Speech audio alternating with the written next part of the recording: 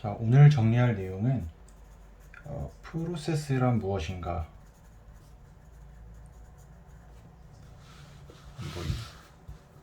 오늘 정리할 내용은 프로세스란 무엇인가.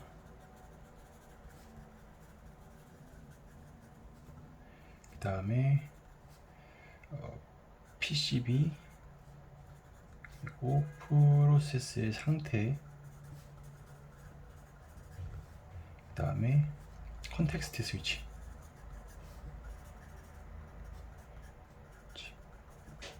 네, 이렇게 한번 복습하겠습니다. 프로세스란 무엇인가? 일단 프로세스는 그냥 하나의 실행 흐름이라고 볼 수 있을 것 같아요. 하나의 실행 흐름이라면은 하나의 프로그램을 의미할 수 있고, 하나의 프로그램이나 뭐 시스템이나 아니면 어떤 응용 프로그램이든지 뭐든지 간에 이제 컴퓨터를 통해서 이제 어떤 작업이 일어나는데, 그 작업 단위를 시분할로 쪼갰을 때 이제 하나의 작업 단위를 프로세스라고 하고, 이 프로세스는 CPU의 자원을 통해서 운영체제에 의해서 이제 관리가 되는데, 프로세스가 프로그램을 실행한다라는 것은 CPU의 자원을 얻어서 자기한테 할당된 이제 OS로부터, 운영체제로부터 자기한테 할당된 프로그램을 실행한다는 것을 의미합니다. 그래서 그 프로그램을 실행을 하다가, 어쨌든 운영체제의 관리하에 있기 때문에 실행을 하다가 잠시 멈추기도 하고, 아니면 실행 흐름을 다른 프로세스한테 반납을 하고 기다렸다가 다시 자기 차례가 오면 이제 진행을 했던 그 부분부터 이어서 이제 진행을 하기도 하는데, 어쨌든 프로세스는 하나의 실행 흐름이라고 볼 수 있을 것 같습니다. 자, 그럼 PCB란 무엇이냐?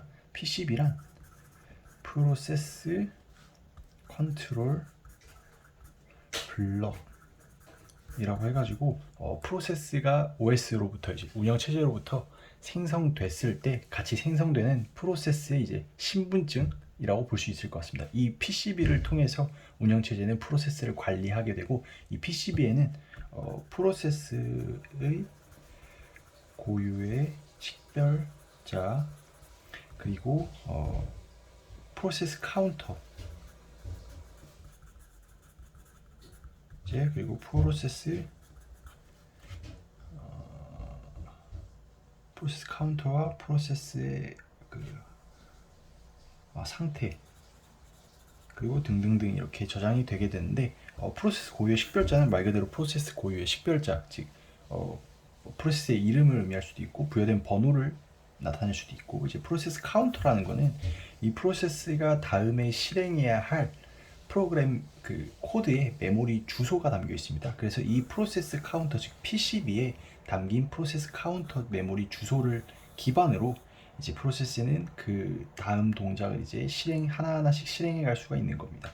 그리고 이제 프로세스의 상태라는 거는 5가지가 있는데, 처음에 태어났을 때 이제 프로세스가 운영체제에서 생성됐을 때, 이제 생성 중일 때 new 상태고, new 상태에서 이제 생성이 되고 나면은 ready 상태로 이동하게 됩니다. 이 ready 상태라는 거는 준비 상태라고 해가지고, 프로세스가 이제 운영체제에 의해서 프로그램을 CPU를 할당받는 것을 기다리는 상태라고 볼 수 있습니다. 그리고 이제 ready에서 running이라고 하는데, 이 running은 프로세스가 이제 CPU를 할당받고 자기한테 할당된 이제 프로그램을 실행하는 단계를 running 단계라고 말합니다. 그리고 여기서 이제 2가지로 나뉘는데, 하나는 바로 다시 ready 상태로 이제 돌아가는 것을 말합니다. 이때는 interrupt라는 상태가 발생을 하게 되는데, 이 상태는 어떤 상황이냐면은, 이제 하나의 프로그램을 너무 오랫동안 점유를 하고 있다 보면은 사용자는 이제 이것저것 여러 프로그램을 실행하기를 원하는데, 그 프로그램이 그러니까 하나의 프로세스가 다 끝날 때까지는 아무런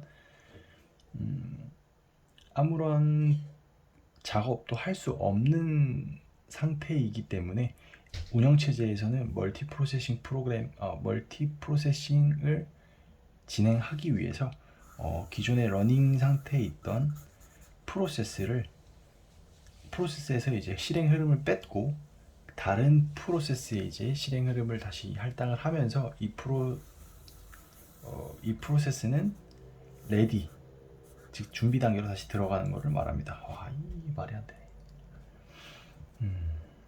어쨌든 그래서 이제 그렇게 되면은 바로 레디 상태로 들어가서 이때 이제 PCB에 자신이 다음에 실행해야 될 메서드의 메모리 주소가 담겨 있고, 그거를 기반으로 자기의 차례가 왔을 때 CPU로부터 할당을 받고 그 다음에 이제 다시 프로그램을 실행하게 되는 것입니다. 그리고 여기서 이제 대기 상태가 있습니다. 대기 상태란 자기가 프로그램을 실행하고 있다가 실행 흐름을 빼앗긴 게 아니라 잠깐 다른 어쨌든 자기가 실행해야 될 프로그램을 위해서 뭐 입출력, 대표적으로 입출력이 되겠죠. 입출력 프로세스를 실행을 할 때 동안은 이 대기 상태에 들어가게 됩니다. 이렇게 되면은 왜 대기 상태에 들어가냐면은 이게 아직 자기의 프로세스, 자기가 실행해야 될 프로그램에 자기가 실행해야 될 실행 흐름이 아직 끝나지 않았기 때문에 레디로 들어가 버리면은 이게 자원을 반납한 게 되기 때문에 입출력 프로세스는 자기한테 파생된, 즉 지금 현재 돌고 있는 이 프로세스에서 파생된 입출력 프로세스 같은 경우에는 좀비 프로세스가 되어버립니다. 제가 볼 때는 부모 자식 간에 이제 이게 돼 있는 것 같은데, 어쨌든 그래가지고 다시 이제 대기 상태로 들어왔다가 입출력 작업이 다 끝나고 프로세스가 반환이 되면은 그때 이 레디 단계로 다시 들어가서 이제 자신의 차례를 또 기다리다가 이제 CPU로부터 이제 자원을 할당받게 되면은 그때 이제 프로세스 카운터에 이제 기입된 정보를 바탕으로 실행 흐름을 이어가게 됩니다. 그리고 이제 컨텍스트 스위칭이라는 거는 아까 이 구간, 즉 여기 인터럽트에서 말씀드렸던 인터럽트 시에 이제 일어나는 프로세스와 프로세스 간의 자원을 주고받는 상황에서 이제 주고받는 상황을 컨텍스트 스위칭, 즉 문맥 교환이라고 말을 하는데,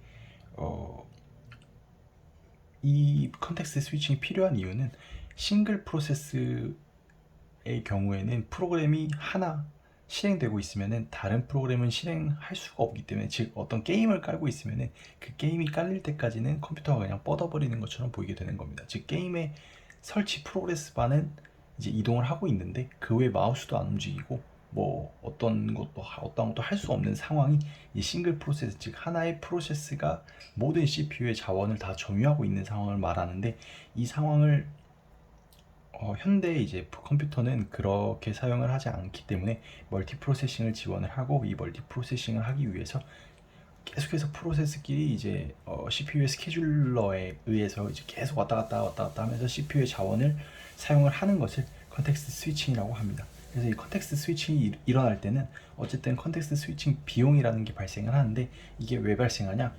자, 첫 번째 P1 프로세스에서 작업을 쭉 진행을 하다가 P2 프로세스로 자원을 넘겨주게 됩니다. 그리고 P2가 이제 쭉 지원을 하고 얘는 이제 이렇게 쭉 아이들 상황에서 쭉 진행을 하다가 다시 한번 이렇게 P2가 자원을 다시 P1한테 반납을 해주면은 P1은 그때 이제 자신의 흐름을 실행하게 되는데, 바로 이 구간이 인터럽트 구간이고 이 구간에서 컨텍스트 스위칭 비용이 발생을 하게 되는 겁니다.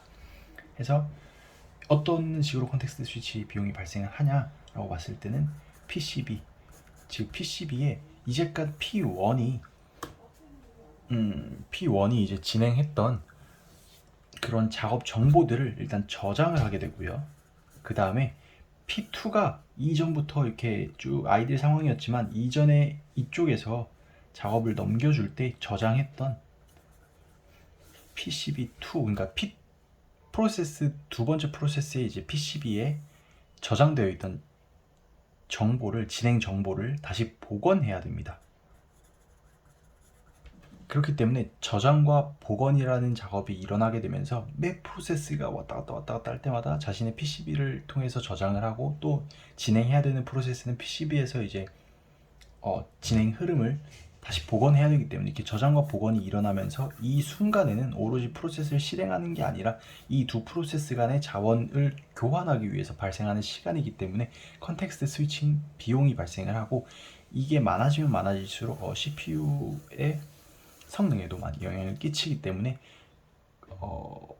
요즘에는 어쨌든 하나의 처리기, 즉 하나의 CPU에서는 하나의 작업 흐름만을 할 수 있기 때문에 멀티 프로세싱, 즉 프로세스를 멀티로 두고 컨텍스트 스위칭을 하는 게 아니라 스레드, 프로세스보다 훨씬 더 경량화된 가벼운 프로세스인 스레드를 통해서 이렇게 컨텍스트 스위칭을 해가면서 지금 이제 동시성이나 병렬성, 그러니까 병렬적인 프로그램을, 병렬적인 사용 환경을 제공하고 있습니다. 네, 감사합니다.